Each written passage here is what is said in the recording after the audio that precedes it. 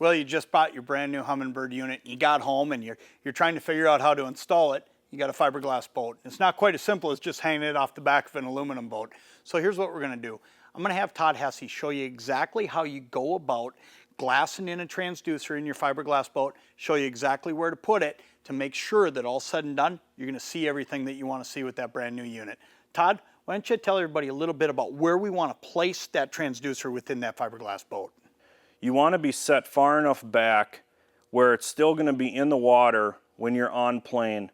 And you want to make sure that the surface is definitely flat as it can be in the bottom of the boat. Now Todd, when you get into that boat and you're starting to do this project, why don't you take us through all the things that you're going to do to prep the surface and then to actually put the transducer in? First thing that you want to do is you need to clean both surfaces and scuff them. The transducer and the glass. They both need to be scuffed. Now the next part's really easy, so I'm going to take this part.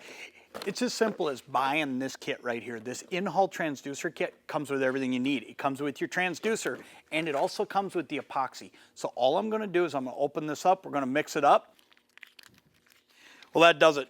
No messy hands. It's all mixed up. It's ready to go. It's as simple now as we're just going to cut this, and Todd's going to install it. Now I'm going to show you exactly how we're going to do this. We're going to do it on a separate piece of fiberglass versus looking over Todd's shoulder in the boat so that you can see exactly how this works because it's really a piece of cake. Here you go, Todd. All right, we're going to simply cut this bag open with our mixed epoxy, and we're going to squeeze this epoxy out on our roughed up and cleaned surface.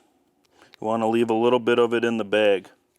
And the reason for that is you cannot have any air pockets between your transducer and the bottom of the boat.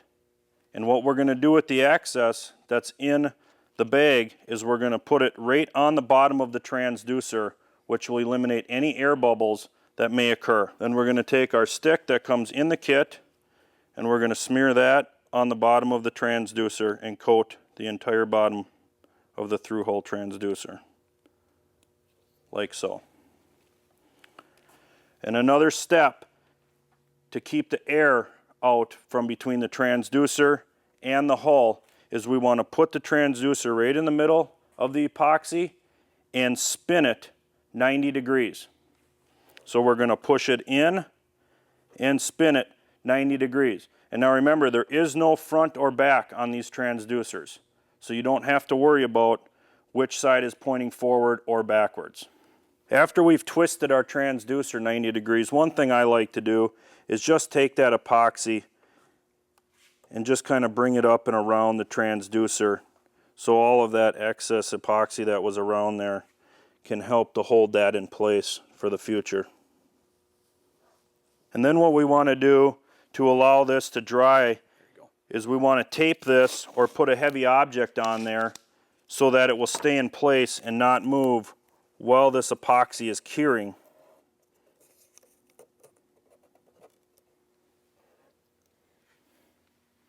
There you go, simple as that. Check back on this thing in about 24 hours and you're going to find out that that epoxy's all hardened, it's set up, it's ready to go.